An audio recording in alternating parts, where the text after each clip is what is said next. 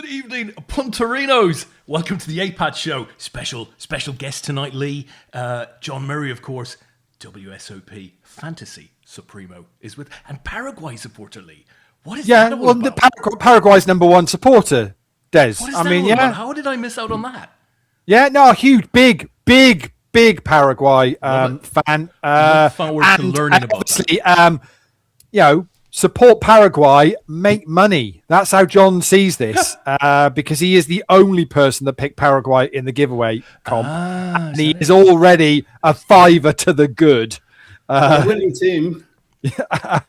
I said to John the other day, I said, are you doing all right? Fiver up? He said, yeah. He said, not a bad result considering we only had 22% possession in that game. A man that's considered. We finally turned John Murray into a sports fan. It's taken only 20 years, but finally we've done it.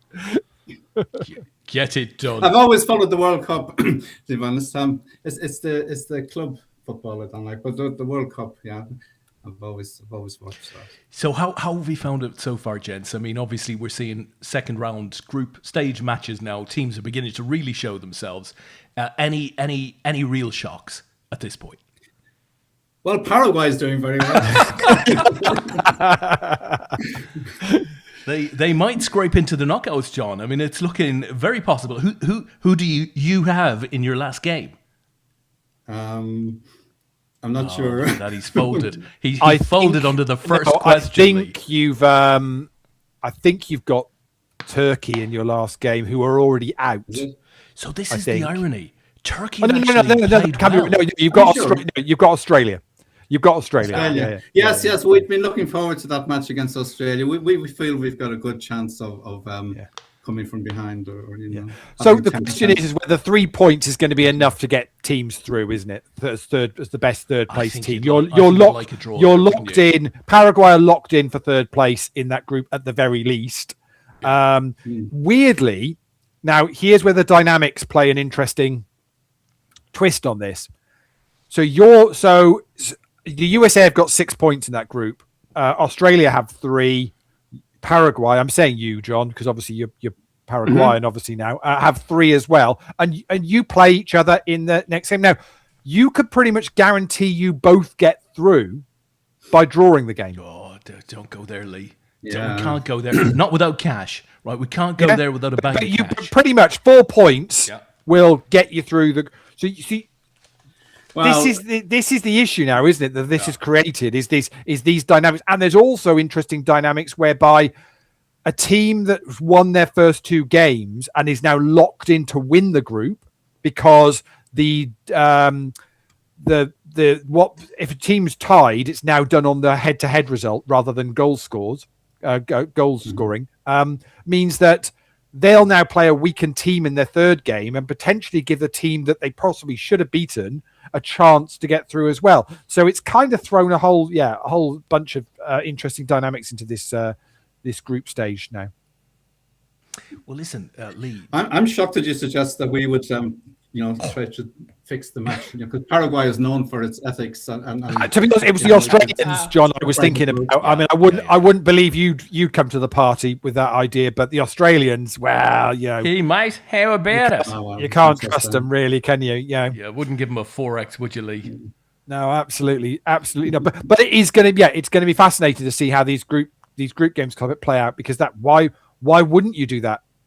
You both get through to the knockout stages. Why would you risk it? It's but it in itself would be a risky approach. I mean, you could walk through 80 minutes of a game and suddenly you'll find your opponent just scores a goal. They just score a goal because everybody's playing at 75%. Well, I think, Jez, I said a couple of weeks ago that I thought this new format would be great for the fact that even those third games would matter, because potentially a win could still get a team through. Yeah. But I hadn't realised they'd also at the same time switched it to the head-to-head to decide ties before goal difference. So I think that's now thrown me back the other way and thinking it's not as great as we first thought. We burst straight in on the football. I should point out there is some poker going on tonight. There is an APAT Players' Choice satellite. up and running. It's rammed full of Scottish players, so a load of value in it, to be honest, because they haven't got a clue. They're basically, I don't even know how they're even playing, because they're all in Boston last time I checked. So I'm not even sure how they're even actually playing on Sky Poker at the moment. It all sounds very dodgy, if you ask me. But no Scotland, no party, and that's where we head next week to Glasgow for the next leg of the APAT Live Tour.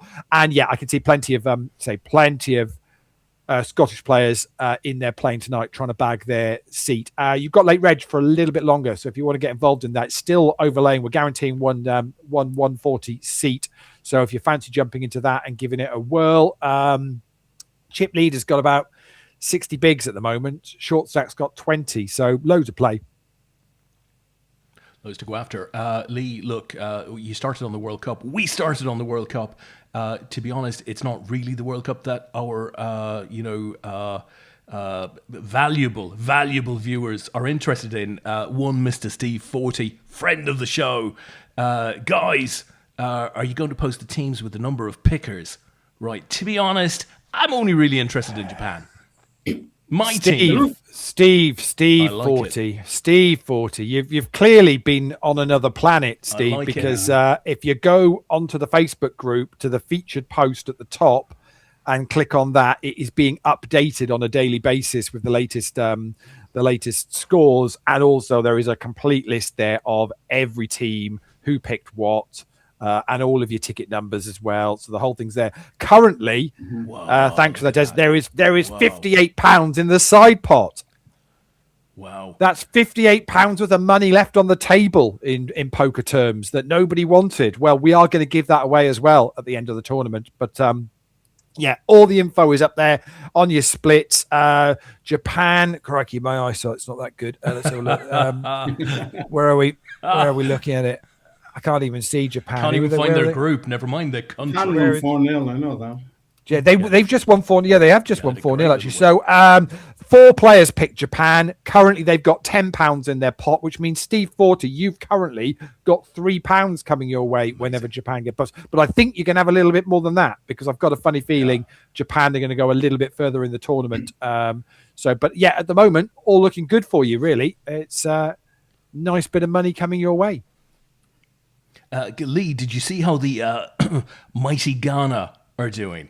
Because I think whoever the single person who bet on the mighty Ghana is currently earning a lot more than those who bet on the French. Yeah, Ghana had a pretty decent first game. Yeah, so £4 in the pot already for whoever picked Ghana does. And obviously Ghana have got the mighty England on Tuesday. Yes, I think it might all go south. Yeah, which is a 9 o'clock kickoff for some of you. For me, it'll be a 1 o'clock kickoff.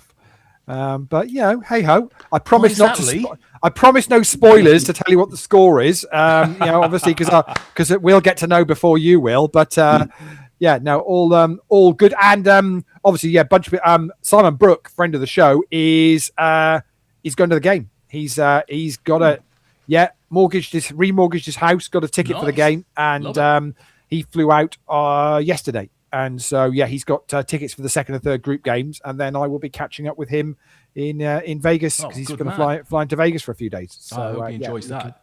Looking forward to that. But I'm sure he'll have an absolute blast. So, but to be honest, I mean, he's in Boston now, but I'm pretty sure he's probably watching the show, because I mean, what else would you be doing? I think so. Yeah, I would expect so. Listen, seriously, what did we think of the mighty England in game 1? They were pretty average in the first half, and then they turned up in the second half, and it was a very impressive and entertaining, certainly first 15-20 minutes, best I've probably seen England play for a very long time. It was considering Croatia finished like third and second in the last two. They overran them. I thought I must admit, I didn't think the first half was great. There was some people talking about, it's the best game so far of the tournament. It was like, well, actually, both teams had 2 shots on target, and both teams scored 2. I didn't think they didn't think it was great quality, but that blitz for 15-20 minutes in the second half, where they obviously got an absolute rollicking at half time, and came out and absolutely tore them apart. It was it was really good. And you'd like to see. You can't see Ghana or Panama being able to do too much against them in the next two group stages. So you'd like to think England will be comfortably through, but they're not the only ones looking good, apart from obviously Paraguay that we've touched on.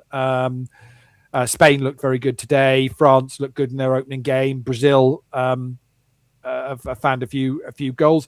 The home nations looking good. USA, Canada, and Mexico all looking pretty good. The Dutch turned up yesterday and stuck a few in. So it's going to be. What a weird scenario. So Sweden won their first game 5-1, and then lose their second game 5-1. It's very strange. The problem is, Des, I don't know how you're finding it. Everyone's loving the goal fest. It's more than 3 goals per game at the moment, which is beating all the records. Des, are you sat there like I am, going, "This is going to cost us money. This isn't well, great. Lee, this isn't good. This isn't good." I'm much bigger than that. I'm just enjoying the experience. The painful experience can come later. I think that'll be fine.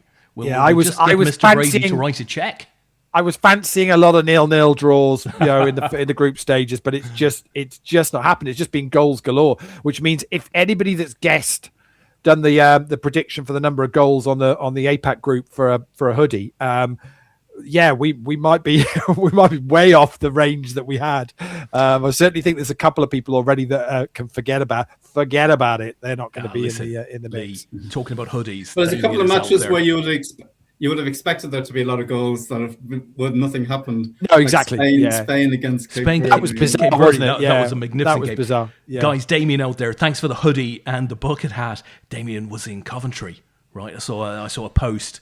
Steve Forty. Steve Forty was there and posted up. So and I've just popped Steve Forty a hoodie in the post. I nipped out this evening and stuck it in the post before I head away, and so his is on his way as well. So he's going to be. So was Damien? Did Damien pick Korea? Was that Damien's pick? I would imagine has picked South Korea, and Charlie's there as well. No Scotland, no party. Yeah, looking good. Korea already a fiver in the mix for Korea. Scotland's an interesting one. Whether is the 3 points they've already got going to be enough to get them through? You hope they get a knockout game. Do you know what I mean? For the fans and everything, a knockout game would be fantastic for Scotland in the last 32. But it's going to come down, get your calculators out job, isn't it, as to whether they're going to have done enough. We'll see. It has been an intriguing first couple of rounds of games. More to come, of course. I think what's helped Scotland, I should just add on to that, what I think has helped Scotland is they haven't got battered.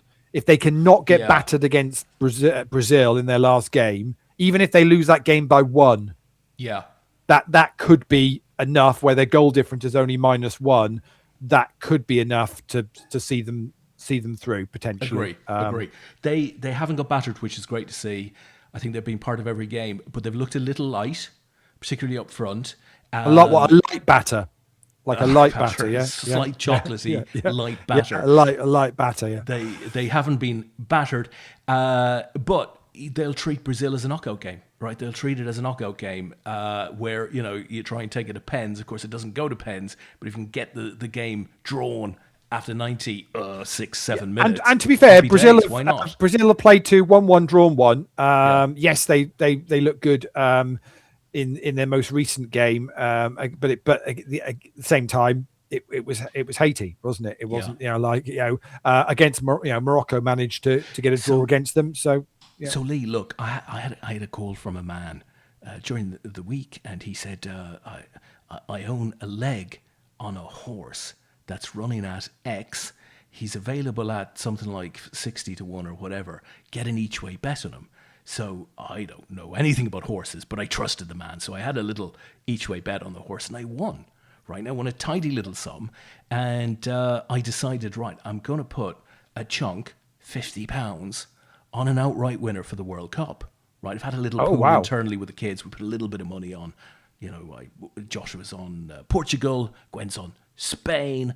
So as part of that, I thought, well, I'm going to put a decent bet. Yeah, I was going to say, did no one pick Paraguay, Des? I don't understand. The Paraguay story has not reached the outskirts of the M25, I have to say.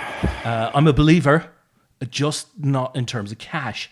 But who did I stick my £50 on?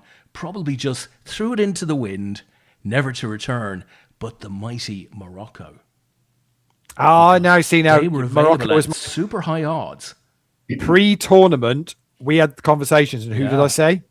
You said Morocco, and I like them. Yeah. What I've seen so far, I like. Plenty of pace, very, very kind of hungry for it.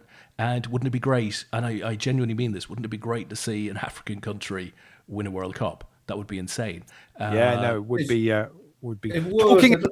Talking about bets, have you seen where we are with our charity bet, Des? Do you know, I noted that we at least ticked at least another bet. I don't have a with three of the six done already. So what have we done? Update the graphic in real time. So Bellingham, tick in the box, goals scored. Vini Junior's got his two. Brilliant. All done. Tick that.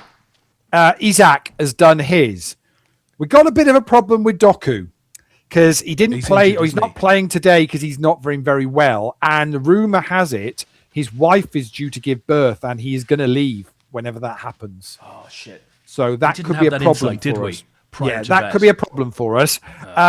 How Torres has not scored two so far in the first two of Spain's games, I do not know. But they're running due. And obviously, France have only played one game so far. So we are currently 3 parts of that bet already done, 2 games in, which is pretty good going. What do we stand to win for our 20 quid? I still owe you a tenner. 600 odd pounds for Talk Club if that comes in. Yeah, wow. We got that at 30 odd to 1. So yeah. Amazing. Lovely. Oh, Lewis is out there, Leigh. He's got a. It's a very sad story, Leigh. He's holding out a bucket of sorts, and he goes, "Where can I get a hoodie?"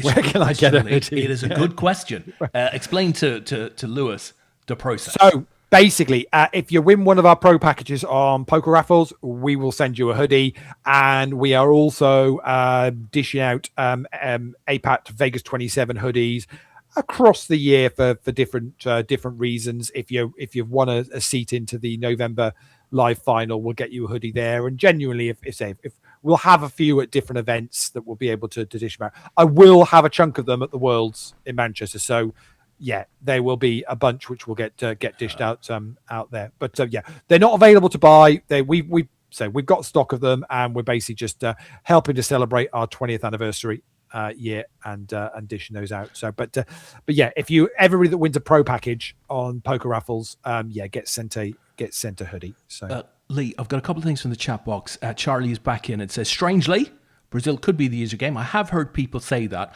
I'm not entirely sure I believe it, but possibly. I mean, who knows? Lewis, comes in with, come on, Scotland. And Charlie asks, Leigh, and this is the big question. Got to ask, guys, who is the TD for Glasgow APAT? Leigh, are we able to announce Nicola Sturgeon yet?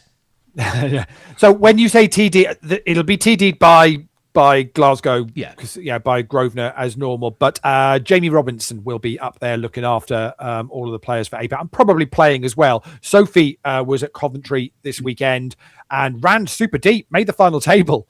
But she still managed to do a bunch of updates for us as well, which was super. So very well done to you, Soph. Picking up a little bit of cash for the weekend as well. And John Clark was our latest winner, who has already been added to the Vegas 27 Hall of Fame on the website. So he's already there. All the photos are up on the Facebook group. I saw Brian Yates picked up a bronze medal in the round of each this afternoon. Fair play to him. Really quite a quiet weekend, though, which I think we've seen across a lot of tournaments that have been on in the UK this weekend. Whether it's just, I think, the weather and the World Cup and just, the time of the year. So hopefully, though, we'll have some decent numbers up in Glasgow. First of 2 Scottish stops this year, because we're at Edinburgh as well later on in the year. So hopefully this time next weekend, we will have, say, a Glasgow winner as well. But yeah, it'll be Jamie Robinson will be up there looking after everybody in Glasgow any problems. So if anybody is got using up a satellite ticket or has got a poker raffles ticket that they're buying in, Jamie is sorting all of that and looking after everybody. No bother whatsoever. So it should be good. That good, Tom? Yeah, right. We're down to 6 in the satellite. I'm not even sure how much late reg is left in it, but probably not a huge amount longer. Maybe just after the break at 5 to the hour. But if you fancy getting involved in that, do so. Chip leader is currently Payson 18, which is Nosy P. Wayne Parker is currently our chip leader, and short stacks at the moment have got sort of 17, 18 bigs. So still well with. This is the time I like jumping into a satellite, Des. We've said this before. Dara style, get in at the death and just hammer everybody. Yeah. How do you start? If you satellite, John, do you go in from the beginning, or do you like to late reg and be a bit stealthy with it? I think I've tended to go quite later usually, but yeah, I don't have a fixed process for it. Yeah. But of course, that's one of the stories that's come out of the WSOP this year. This whole debate over. Do you play the day 1? Do you play the day 2? Do you fire the day 2 knowing you can still play another day 1? It's all got a little bit crazy, and it's. I guess that's been one of the bigger stories of kind of the start of the series. Yeah. Yeah. You can go in on. You can join on day 2. Well, there's other day 1s even carrying on. You can. Some people they were posting on Twitter that they had the option of joining a day 1 or filtering into the back end of a day 2, because day 2 is open, I think, for 2 levels of the second day that you can join. So people didn't know which one to join. And what sort of stacks are they getting if they join a day 2? Are they sort of getting like a 15 stack, 10, 15, something like that? Is it? So that's the sort of range we're talking about if they want to do it. But of course, because it's re-entries as well, you can play multiple day 1s. Yes. A lot of the players that are out there playing a full schedule are seeing it as an opportunity. Yeah, and a lot of the richer ones, I think, just going for broke, with less than premium hands, let's say, and looking for the double or triple up quite early. Could you imagine if you played a whole of a day 1? It's your one big tournament that you might be playing at the series, because you're a recreational player, you're an amateur player, and you're bagged up for day 1, you're super happy. You sit down to day 2 to find a bunch of pros or whatever that have just flicked in, and you're maybe you haven't got a big stat, but you've made the day 2 and it's a big deal, and all of a sudden bang, you're done with just people playing absolute shit because they're just trying to build a stack, and they're going to go and jump in the day 1 if they don't. Did you see that PLO, that 10k PLO? 5 of them got all in pre-flop in PLO, so they must have joined very late, and one of them won it. Negreanu was one of them. 4 of them got knocked out, and one of them got a big stack.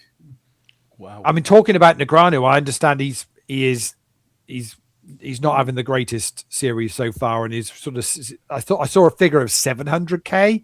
I don't know how true that is. Yeah, how true that is, but that he's currently That was a while ago. Yeah, I saw that. Yeah. I mean, he might still be around. He's got close, I think, a couple of times to final tables and that, but he hasn't really set it on fire. But I mean, the big story is Sean Deeb. He's had 1 cash in the whole first half of the World Series.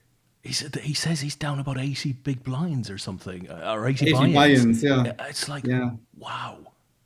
But he's had fortune on his side for a number of years now. Yes, hence how many players pick him in the fantasy contest. But he's having a tough summer. It's horrible, isn't it? I mean, if you can imagine, like one of the best players in the world is losing that much or that many times, you think, well, if I go and play something, what are my chances? It could come out well, but you can just come out on the wrong side so many times. I mean, what I would say, John, I said it last week on the show, it doesn't feel like there's been a whole heap of stories or interesting things going on at the series this year. Have you found it more of a struggle updating, or is or have I got the vibe wrong? It's just how I kind of see it, and just from what I've seen. What's your take on it? I haven't had so many of the little scandals that you sometimes show up. I mean, Martin Cabral keeps everybody entertained most of the time. He seems to be a story every day about him. And well, I mean that was an interesting one with the scanning of the cards incident. That was a bizarre situation where I didn't even think the ruling made a huge amount of sense. Either you've got to put your cards in the box because you're on a feature table, or you haven't. One way or the other. But it seemed very inconsistent on what the ruling was, and they ended up, I think the media guy was just trying to say, please do it, because no, either they've got to or they haven't, one or the other. Yeah, they're allowing Sovereign to do it at the end of the hand. Yeah, I mean, he's suggesting that somehow, because it's an electronic feed, that it's possible to intercept that, and that somebody could read it and potentially could feed it back to a player, namely Cabral. So that's basically what's being alleged. It seems all very strange. All feels very, very, very peculiar. But other than that, is there anything I feel I've missed, or is it just a case of, I know we've had kind of the Foxons both picking up a bracelet, but it doesn't feel like we've had any real kind of even real proper feel good stories of rags to riches or anything like that with anybody. It's just been player wins tournament, player wins that one, player wins that one. Yeah, that's how it feels anyway. There have been, in the big field events, there have been several people who've paid a $500 or $600, and ended up winning whatever, a few $100,000. So there have been some of those. But I guess for us, they're kind of randoms. What I am missing right now is a big British or Irish poker story. We've had a couple of Brits go deep. Some I know of, others not necessarily aware of, but we seem to have missed out on, the big win. And, it might yet come, right? Plenty of poker still to be played. And of course, the main event is where everybody will watch forensically what happens day by day. Can't wait. And can't wait for that. And big credit to the World Series of Poker for their live poker app, because, the ability to just search for names or countries, see who's playing on what table with who and stuff, it just makes it very engaging if you want to get out there and kind of dive into the detail. There have been a couple of British wins, I think. Chung from Glasgow, James Chung, or however you pronounce it, Cheung. I don't think he's probably been to Glasgow for quite some time, but he used to play. Is he genuinely a Brit and a Scot? Because sometimes some of the American lads have used British kind of countries for tax reasons. I'm not sure if they can still do that, but I'd always suspected that was a thing. I looked on his hand and mob, and he started off playing 100, 200s, in the Maybury and this kind of thing. Fantastic! Good for him. And then moved up, but after a few of those, he's playing in Asia and Taipei and Korea and whatever, and Vegas. So he doesn't have any British ones for quite some. I think he final table the UK IPT there about 6-7 years ago. But apart from that, he hasn't. Yeah. It's all foreign. So he's university or anything. He's originally Scottish, though, it seems. Although he's a Chinese, an Asian name. And who else do we have? I think he got second in one of them as well. He got first and second, I think. And there was another British winner who I can't remember. Patrick Leonard had a deep run in one. Didn't make the final, but I think he went close. I know Brandon, who I've mentioned a few times, had a deep run in one. Don't know. I think there were 22 left in that when I last saw it. Don't know how he didn't make the final. Yeah. So it's a little bit random. It's not necessarily the names that I would expect to see from the British community. But hopefully somebody's reserving a big run for the main event. I think the main event without a big British deep run would be kind of a missed opportunity in summer. And of course, Will Kasuf is over there now as well. So, the controversy, could we see more? He's been posting, that he's on his way. So, yeah, I don't think he hasn't played yet, but he said he's going for the main. I don't know if he's going to do any others. I mean, there's plenty of Brits out there. I put a team of just Brits in, and 7 of them have picked up points so far. It's only Chris Moorman, Katie Swift, and Nicholas Marchington that haven't. So everybody else is out there, is playing in some form or another. So they are about. It's just it just seems to be that we're just waiting for and normally you do get multiple Brit bracelets in across the 100 events, so you'd hope that they're still to come. The Oracle has landed. He said, "Isn't there a Brit in the 50k PLO?" John, you would know. I'll have to have a look. Who is that? Yeah, well, that was my question for you. Simon, who is that? As we all dive for the WSOP app to try and work it out. Maybe.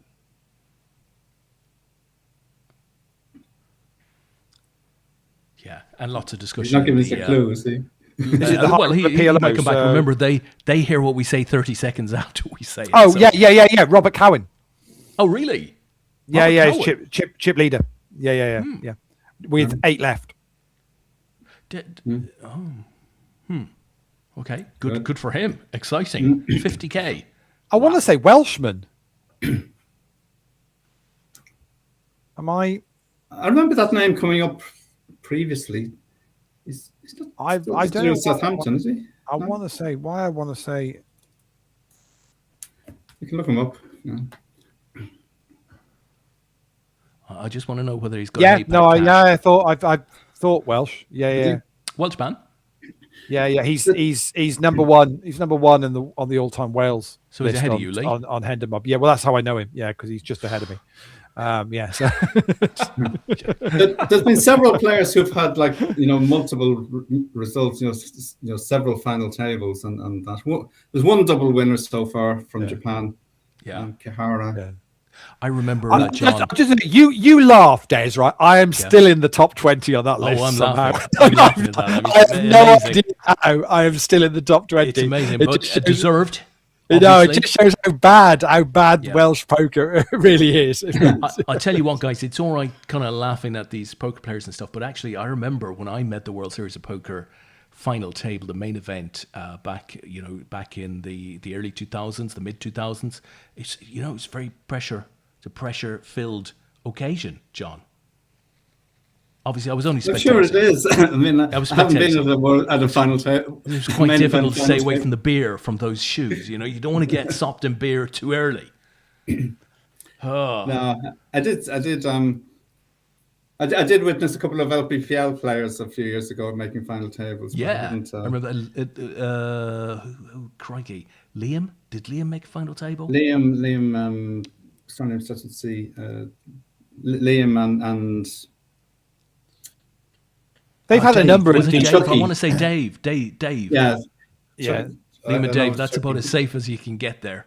They've had a number of deep runs, and they've got a bunch of players out again this year. And obviously, we've with Poker Raffles, we've got Amanda playing the main event as well, which will be super cool to follow how she gets on. Looking forward to that. That's for sure. A few people jumped into the satellite kind of late reg here. Banksy 888 and See Your Tilt Sky, which is Alan, and Alan's all in against Futifano, who's at risk with the ace 10 and gets the double up.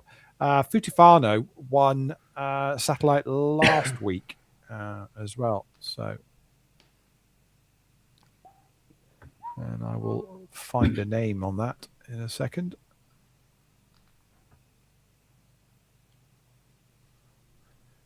So, John, Fantasy, who is... who has brought the bacon home so far? Who is outperforming the rest of the field? It's really tight. I mean, we had a very close finish last year. It was 1 point. It ended up at 1 point, but there had been more earlier. But at the moment, it's very tight. Stefan Roeder is it's on 279. It's just 4 points ahead of Sam Taylor. Oh wow! On 275. And Simon Sharples just behind. Dawn Cook just behind that. Jonathan Bussey, Ricky Buckland, and so on. Chris Jordan, and next of all, Steve Forty. That's good. That's good scoring, isn't it? Really, when you think how many events we're in so far. What do you? We're not even quite. Are we just about halfway on the scoreboard 50 now? results posted. Yeah. It's not necessarily the first 50 because they take a long time to post up a couple of them. Like the Millionaire Maker's not even finished. But John, the winner last year scored how many? 420 or something like that? Yes, I think it was 420. Yeah. Yeah. So to be at 279 at the halfway stage is pretty impressive, isn't it?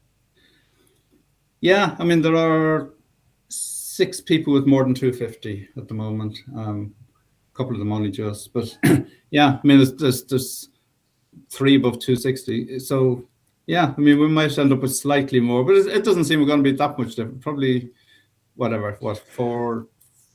So why do we think the scoring? Why do we think the scoring's gone up? Because we're not seeing, or it doesn't feel like we're seeing big names winning lots of bracelets.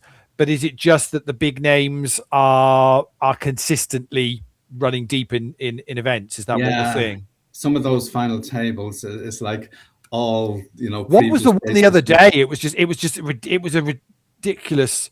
I think you posted up because I think I picked the guy that finished third and was one of the few that did. Yeah, I didn't even make your summary list of scores in that event because it was just a ridiculous final table of people that players that people would pick. Yeah, I think maybe Alex Foxon or somebody had finished on it. So it was like 107 people or something who picked him, so I just pray that he doesn't make final tables, or D, but whatever, because it just fills up fills up the whole space. Yeah, because I was quite pleased. I picked one which nobody got and finished. Get a mention actually, but don't even get on the summary. So unfortunately, that's I think it's final table now on the satellite. Alan just bussed to Futafano, who's Harry Darby, who won the satellite this time last week, and Harry is going to be playing Glasgow. So nice. And he's looking to see if he can pick himself up an extra bullet tonight in the satellite. So good luck to him. Gents, an academic question from the chat box. So from Steve, do you think the UK poker scene would have changed if Julian Gardner had beaten Robert Varcone in the 2002 World Series of Poker main event? And Simon said more if John Shipley had done it. So obviously they'd both gone deep. What do you think? Would a British winner just before the moneymaker boom, have just given the game much greater prominence in the UK? Pretty prominent in the UK, it has to be said, in any event. What do you think? I don't know. I'm not sure. I mean, it possibly would have it would have gone mainstream a little bit more. So I think a British winner winning the World Series of Poker would have gone mainstream news. So it would have got the game of poker out there a little bit more. Yes. Whether it would have actually done a huge amount. I mean, John Hesp got quite a bit of coverage, didn't he, with his final table a few years back.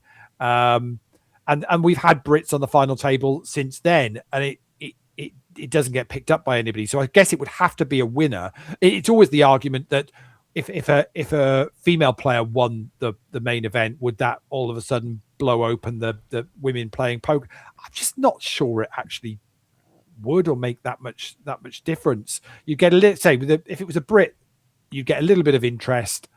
News stories to pick up. You probably see them on BBC Breakfast, having a chat on the sofa and all that kind of thing. But ultimately, I'm not sure how much it would actually do for the numbers in the UK, because I think actually UK poker is pretty buoyant anyway. You only have to look live scene is phenomenal. Fantastic. There's so many events to play. It's just great, and pretty much we can play on most sites online. I think it's probably just the likes of WPT Global and things like that aren't in the UK kind of legally. All the other big names, you can pick and choose what you want to play. So pretty much we've kind of got it made here, really, haven't we? It's definitely if you want to play most weekends, you've got a choice of where to go and play. Yeah, so I'm not sure whether it would have blown anything up a huge amount. I guess, yeah. Yeah, I mean Noel Furlong, I think was it Noel Furlong that had won it for Ireland. Prior to that, and poker's been wonderfully kind of supported in Ireland for many, many years, but I'm not sure that it made a massive difference to the game in Ireland, the fact that an Irishman had won it. Just my own viewpoint, I wasn't in the game at that time, so I can't say for sure, but it is what it is. Wasn't there was a British guy who won, a British kind of Iranian or something. What was his name?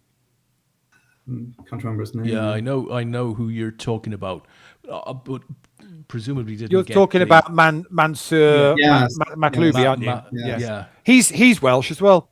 Is he? Just mention it. Yeah, just mention it. Is he ahead of you in the list as well? He is. Yeah, he is. Yeah, he's fifth on the list. And where are you? 20th, top 20. So you could be. Yeah. Whoa. Yeah. 19th. I mean, 19th. Yeah. I mean, I like it. Do you check that often? No, I don't. I just went in because when we were talking about Robert Cowan, I thought I'm sure he's Welsh. So yeah. But I see Mansour is he's probably not a current player. Maybe some of the others, might be dead or something. So you could probably move up a bit more. Well, there's a few on the list, to be honest. If we just talk about, I mean, the likes of Matthew Stevens is on the list, the snooker player, and to be fair, I think he won one tournament for like $500,000, and that was pretty much it. So he wouldn't be here. Obviously, you've got big names. Obviously, Roberto is second on the list now, behind Robert Cowan. Dave Colclough is fourth on the list. Gruff Pugh Jones is third, who's a new name that I don't really know that much about, but I'm going to guess. Funnily, I've had a first cash in 2011, but really has only started since 2024. Is playing a lot of the high rollers. Oh wow. Yeah. So the 10,000, 15,000, 20,000 buy-in, 50,000 buy-in. So since 24, pretty much has won 2.6 million in the last couple of years. What about the ones who are just above you? I mean, is anyone actually PLO pretty much as well is a PLO. He's a PLO player pretty much. So those that are just above me, Martin Kavanagh. Kerry Reese, Owain Carey, Leslie Packer, Kieran Duffy, Ben Martin. Sorry, there's a Duffy ahead of you. Amazing. Yeah, I mean John Tabatabai, who won did he finish? He finished runner-up at the World Poker Europe 2. He lost heads up to Annette. He lost heads up to Annette, didn't he? Yes, what I thought. He was a Betfair pro at the time. Yeah. Again, I don't know whether let's see when his last cash was on. 10 years ago, probably. Oh, no. Interestingly, cashed in 25 at the EPT in Malta. Wow. But he pretty much after his big, he had like cashes in 2013, then nothing between 2013 and 2022. So pretty much a 10-year gap, and has obviously just dipped back into poker a little bit in the last 3 or 4 years. A bit like Annette. Yeah, very, very much so. Yeah. I think she's playing the series, but she hasn't shown up at any results. Give her a chance. Who knows? Maybe she get, what she needs is a pack of these. Give her the Post-its. I know what you're talking about. The Post-its. In the chat box, Simon says Matt Luby was a chain smoker. Tomo says nothing wrong with that. You were asking for stories. That was one. One guy got lifted out of a tournament for smoking. Yes, I saw that. Yes, a $3,000 buy-in. Yeah, as well. Yeah. Yeah, and apparently he was drinking quite a lot, having shots at the table just before that, and going all in with junk and whatever. And yeah, go back to 3000. What we need to do is to pay one of the poker raffles people, Leigh, to take a bullet for us in that style. Be it all over the press. So obviously not smoking or drinking. What is the unique? Maybe they take out their shirt and they start ironing it on the felt mid-hand. There was a guy in the last couple of years who pulled his trousers down at the table. Do you remember that? Wasn't there something with at the seniors event this year where a guy was getting pretty leery? Oh, is that Cuz guy? He does that quite a lot, doesn't he? Yeah, he does that. What define Larry? What was he up to? Oh, I think it was getting quite abusive and right. Yeah, swearing and it wasn't. I don't think it was anything too crazy, but so I don't know how much there's been. I don't know what would be a good story or what I'm expecting out of the event. But what have you made of the live coverage, John? Again, that's had a lot of discussion and criticism, perhaps, about the way they're going about things. How have you found it? Yeah, I find it interesting the kind of the little bit they have beforehand. With those the four suits or whatever in front. It's like it feels like a sort of daily pre-podcast type thing, doesn't it? At the beginning, I didn't like it, but I do like it now, actually. Yeah. At the beginning, I felt it was a bit like the NFL or NBA kind of thing, but actually, I guess they're trying to make it more palatable to a mainstream to want to watch it, and do that, you can't just throw a poker table on the screen and leave it at that. You've got to try and I guess find a little bit more of a narrative, a little bit more interesting stories and discussion to have before you go into a game, in the same way that they do with any sport, I suppose. One thing I like about it is that they haven't been just towing the line with the WSOP. They have been critical of some of the decisions, a few times, of saying, well, I don't really agree with that, or I don't think they should have done that, or whatever. It hasn't been just the party line. So, but I think that's a good. I think it's an important thing, and it could be that the WSOP have said, no, you need to do that, because I think ultimately, if they were people would switch off very, very quickly and just go, well, you're just WSOP people, and we'll go somewhere else to have the discussion, because those discussions are still happening, aren't they? Guys, let's get some reverence in the studio. One Amanda Smith. Hey boys, not long now. Vegas, baby. Whoa, we're all getting excited, Amanda. We are getting excited. When are you going? When is she playing? We can follow her on the thing. Yeah. We will indeed. And what's your nail game? What's the plan? I know what she's playing. But are you going in on day 1A, 1B, 1C? I actually don't think she flies in until I want to say the 2nd of July, which means it'll be there for, I think she's either going to be playing 1C or 1D. 1D, I think, is on the 4th of July, weirdly, which is a crazy thing to do. To be completely honest, because I think that's a Saturday. I want to say it's a Saturday night, and it is the big 250. It's going to be insane. Well, so 4th of July is big anyway, but it's the big 250 celebration. As well. So it's just going to be a bonkers on a Saturday night. Vegas is going to be insane that day, and of course, I think that's when 1D plays out, which just seems a ridiculous thing to do. Because you just got a lot of poker players just sat because that's obviously that will be the biggest. I mean, so if they were expecting something around 10,000 runners, John, that 1D will get about 6,000 or 7,000 of them, something like that. Yeah, you get most of them. Wowzers. So Amanda's come back and she says very second. I'm not sure about very second. Hey? Might be an auto correct or whatever on her phone. Maybe that's July the 2nd. Yeah, I think it is second. I'm pretty sure she flies in. Yeah, she flies. Maybe it's her prediction of her finishing position. Well, she says, wait till you see my nails. I knew Amanda would go with a very special nail plan. She's very creative on the nail design front, guys. It'd be interesting to see what she comes in with. Looking forward to seeing you out there, Amanda. Can't wait. It's going to be super cool, and looking forward to just enjoy it. And and play. So yeah, let us know. I'm pretty sure. I think Tom said you were going to play. 2nd July. So I think Tom said they were going to play the 1D, because to be honest, if you're getting in on the 2nd, you want a day to kind of get your bearings yourself together. To just go and sit and jump straight into the to a main event day 1 would be pretty brave. So so I think that makes a lot more sense. I know it's going to be difficult with jet lag and all of that sort of stuff, but also to just get yourself rested, be ready for it. Be fresh. These are long days. And you've got to go and get your WSOP Plus app verified and sort out your buy-in and all that, all that malarkey. It's just it's although things have got so much smoother out there now with Luxon being fully on there and Luxon now being in the US as well, so it's got it's from what I can gather, all those long queues that there were of people, then it's a lot easier than it was a few years back now, and I think it's only going to get better. So there we go. Uncle Tom is in the room. Tom sent me details of where when to play. So good. I'm glad we're advising a little bit to take some of the pressure off.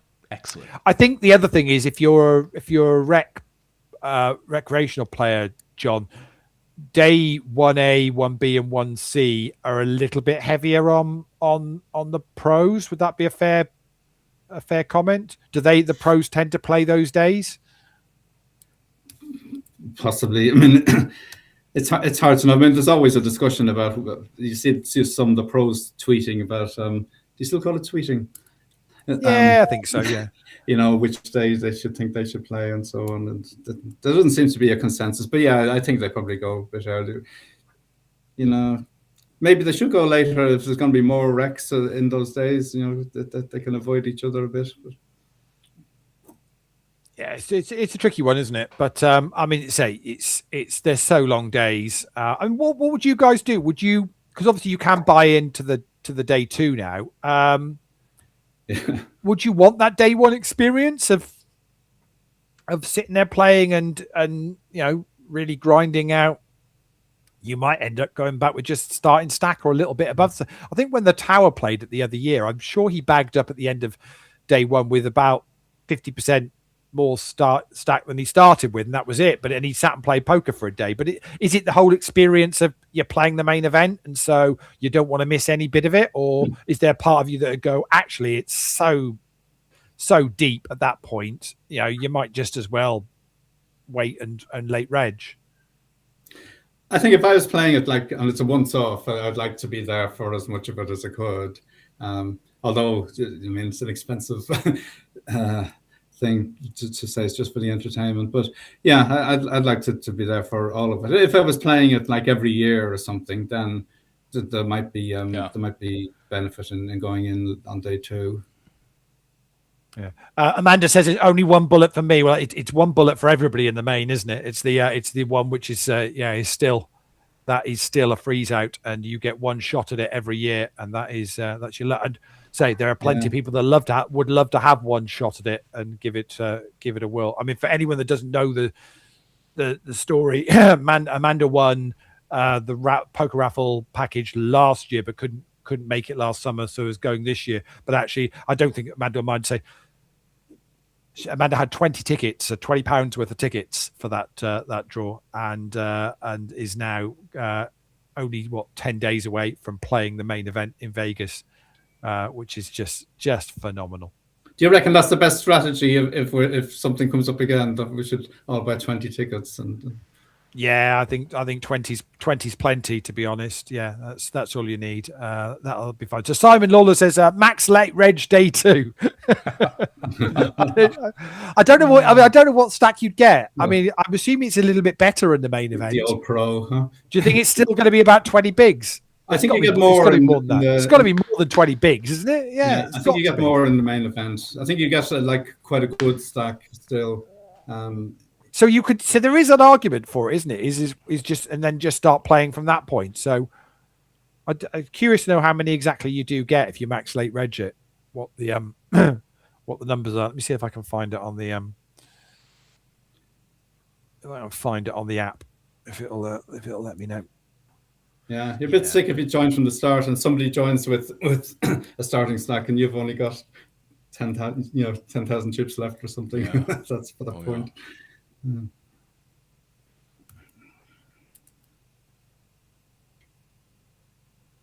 It's far too many tournaments on this app. It's nuts. Yeah.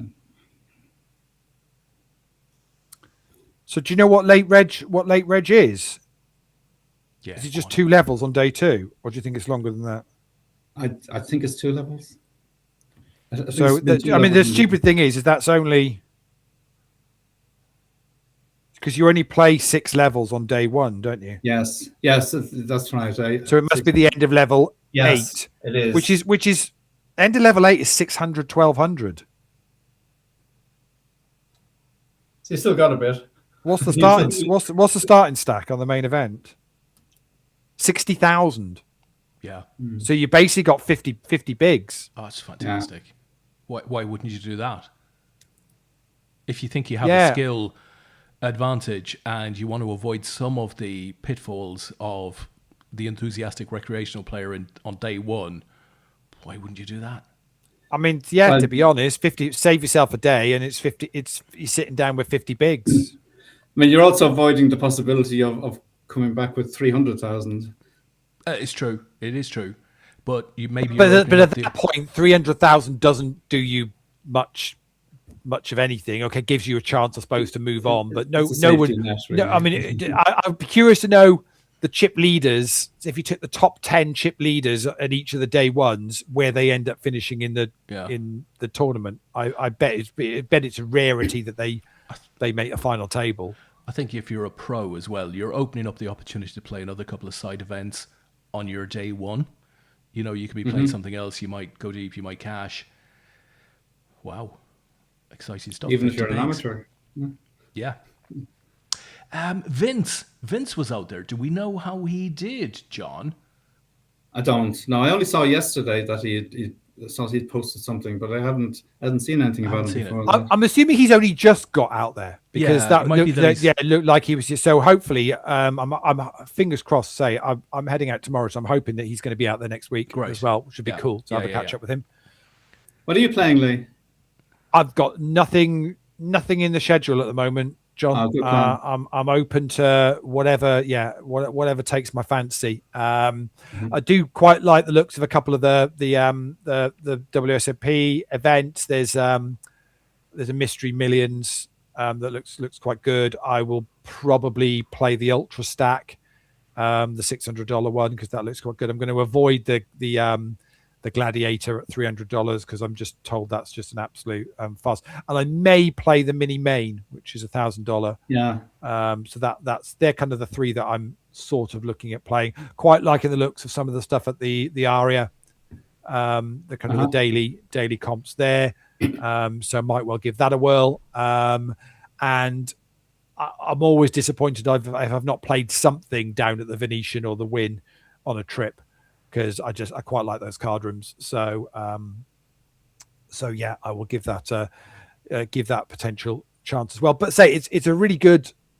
I'm really looking forward to the trip because there's lots of people kind of dipping in and out, which is quite cool. So James, who works for Sky Poker, who's our partner this year, their trip finishes I think today or yesterday. He's out for a few more days, so I'll have a quick catch up with him for a couple of days. Tom's on the same flight as me tomorrow, and then they're going off on doing a bit of a road trip, which I think he posted up on Facebook for anyone that saw the itinerary. They're off doing all sorts of stuff. So he's in Vegas for 5 days, then doesn't come back till the 3rd of July, and is then there for the rest of the trip whilst I'm there. I mentioned Simon Brookie's doing the 2 England games, and then he flies in on I think the 28th for 5 or 6 days. I think we're meeting up with Ben Sweetman that day because that's Ben's last day. So we're going to meet up for dinner with Ben. So that's quite. I'm funny enough talking to Ben. There we go. How about that timing? Wow. Yeah. So yeah, it's really cool. And the LPPL guys are there. There's a few. Karen Balby's first trip, Wow. first Vegas trip this year. So and Sarah's looking after all of those guys, and so we'll meet up with them as well. And so yeah, it's going to be super cool. And obviously, Natalie and John are on our flight as well. So are you going to be playing Pai Go, Leigh? The $25 Pai Go table? Yeah. Oh. I raise. Yeah. Absolutely. That's the only thing is I think a lot of the table limits have gone through the roof in Vegas. It's tough to kind of enjoy an evenings kind of playing any of the games. They just seem to have put the min bet up quite a lot. But yes, it's going to be really good fun because just lots of people coming in and out, and so it's going to be Damien going on the 9th, first trip. Nice. 9th of July, Damien, yeah? Yeah. Oh, phenomenal. I'm out there, so I'll be out there I'll catch you for 4 days then. Excellent. Oh, brilliant. You're not going in the 100K PLO high roll or not? He's not going in the 100K PLO. I've got a staking package for that at 1.4. That's apparently the going rate, I understand. So that everyone does. Everyone does. I understand everyone does 1.4 from what I've heard. So it's not a problem whatsoever. So so if anybody wants a piece of me in that, a 1.4, not a problem whatsoever. I'm then off to Paraguay for a holiday afterwards. Yeah, before we talk about Paraguay and your holiday there, Leigh, sounds exotic, by the way. Do you take the 0.4 and add it to your Hendon Mob? Yeah, obviously, yeah, of course you do. Yeah. You got to 17th. It's all about adding to the numbers. I was just talking about the Hendon Mob. So currently 25th on that list. Yeah, go on. Is a guy I went to school with. Oh, no way. Oh. How ridiculous is that? So there's two of us from the same year of high school in the top 25 on the Welsh list, and Mr. Houston's only not too far behind. He's 31st, and Dan will argue. I think he's got about 3 different accounts on the Hendon Mob. So to be honest, if you added them all together, you might find he's actually a bit further up that list, I reckon. So multi-accounting the Hendon Mob. Huh. Yeah, Georgina James is moving up the list as well. She's the podcaster, right? Yeah, so she's 29th, plays a lot of the mixed games. Nice. So yeah, she's 29th on that list now as well. So seeing lots of new faces to try and get it. Yeah, the top 8 have all got over $1 million worth of winnings. It's difficult to get close to those. I've not really added to my Hendon Mob numbers for a good while, so it's maybe long overdue. We will see, but we'll have some fun in Vegas anyway for the next few weeks. That is for sure. Yeah. We're down to 4 in the satellite, and we've got a few previous winners. VL09 Hog, I think, has won previously with us, or certainly recognise the name. Anyway, OBK 26, I've just found out, won on Friday night.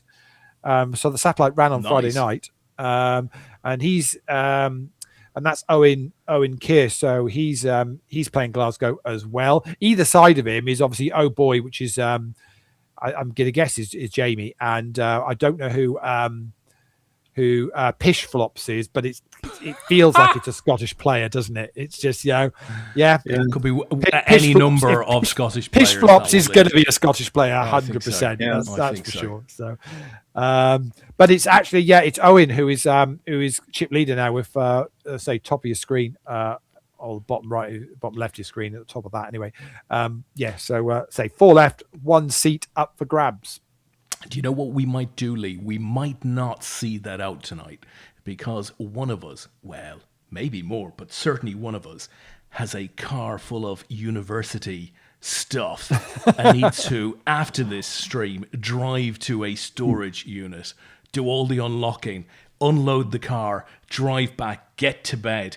Could be a late one. So we might not do the full 4, or I could leave it running. It might be running. No, to be honest, in the morning. We'll say when we're done, I'll keep an eye on it and update. They're not going to be too far off getting this. And it won't be a problem. It would be rude of me not to put Amanda's nice message up. Congratulations on your book, Des. You might have noted, Leigh, I put a thread up on the Facebook yesterday. Got a wonderful response. Lots of people who are going to read it. I thought to myself at one point, damn, I've given all the books away. What was the point? Only joking. Only joking. So thank you, Amanda. Very kind. The comment it got from me in our management chat was, "Can't stop these bloody spammers on the Facebook, always on there trying to bloody promote or sell something." Yeah. I think I deserved that one. Yeah. We even got a couple of copies as in our swap prizes in the WSOP competition. But if somebody's already bought one, we'll find something else for them.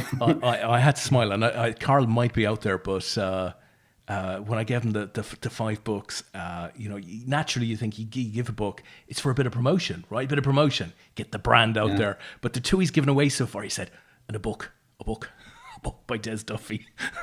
We've got to talk him into putting the title in. And the title makes any more sense. You've got to contact Des to get the book as well. Yeah. So he's not making it easy, is he? Really? Yeah. Maybe we could invite you to the present. You could have a presentation of the book to the winner. I think Paul Roper, who won the first one, sent me a wee message and said, Carl told me to get in touch to get the book. And the poor man, I think he probably thinks it's a poker book. Oh boy, is he going to fall hard on that one? And then I had to kind of go back and say, well, sure, like it's nowhere near released yet, But we got a few now. We got a few now. So before we do kind of call it a night, which we'll do very shortly, I think. Should just mention Glasgow next weekend. If you're playing that, good luck. Usual format. So day 1A on the Friday night. Day 1B on the Saturday afternoon, Turbo on the Saturday evening, round of each medal event on the Sunday as well. So loads going on for that. We have also confirmed the Worlds schedule. That is all done and dusted. 16 events for that. That's up on the website, so you can find that as well. We'll get loads of stuff about that on socials in the next couple of weeks as well. But that is all locked in and confirmed.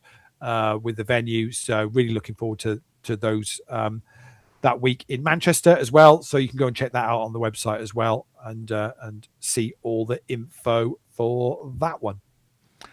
Fantastic! So look,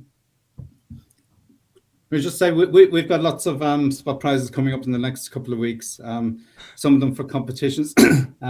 There is one competition that Natalie's got running at the moment. For her bottle. I want to guess how many runners in the ladies' event.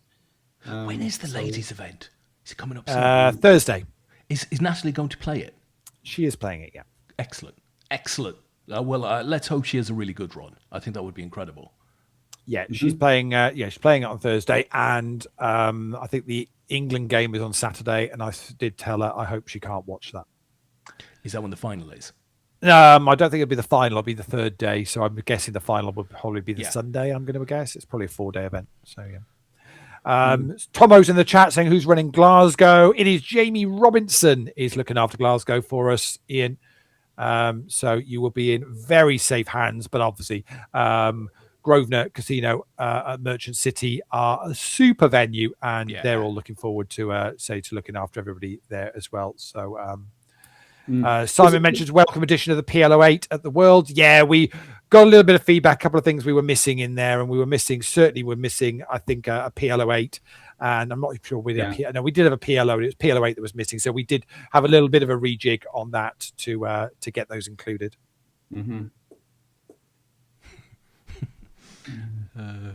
Fantastic. Simon, I got to laugh. I saw a book as 3rd prize, 2 books as 4th.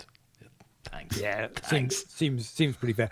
Satellite wise, it's looking like potentially Owen might be doing a back-to-back Friday and Sunday here, because he's got a stack of chips. He's got sort of 57 bigs, and the other 2 have got sort of 15 and 17. So it's very much looking like OBK 26 could be doing a double this weekend and picking up two seats. That would be very nice indeed. Well, look, gents, why don't we bring it to a close? Really good show. Always interesting to talk about Fantasy World Series of Poker. Big week coming up. Let's see where we are in a week's time. The World Cup, of course. And Coventry. Congratulations to our winner there. And again, I'll just pop that up on the screen. John Clark takes down the title, but also the Vegas 27 final seat. Leigh, how many of the seats are allocated now? I mean, we must be. I think the at least Worlds halfway down. The Worlds gets us pretty much halfway. So we are. Yes, Yeah, the we're. Worlds is halfway. I think the Worlds is the halfway. Is exactly the halfway. So should mention poker raffles draw tomorrow night.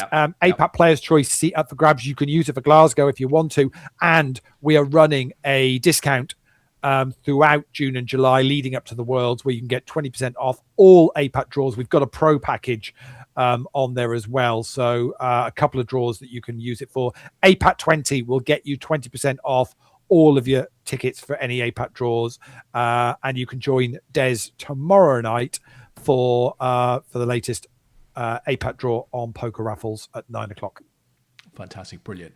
Okay. Well, look, thanks everyone for tuning in tonight. It was grand to have you. Thank you, John, for joining us. A pleasure as always. Guys, we'll be back tomorrow evening. As Leigh said, well, I will be back. Leigh will be in Vegas. Hope you have a really great flight over, Leigh, and a successful I'll be mid-air. You're doing a draw. I will be in mid-air. Amazing. I'll be sat at the bar with Tom Brady, sipping a cocktail. We'll obviously We'll be working. We've got some stuff to sort out. So we'll be doing a bit of work. The whole WCOP will be a completely different schedule by the time the boys land in McCarran. Is it still McCarran? I don't think it's still McCarran. No, it's been renamed. I can't think what it's been renamed to, but it's been renamed to something. Okay, we will leave it there, folks. Have a wonderful week.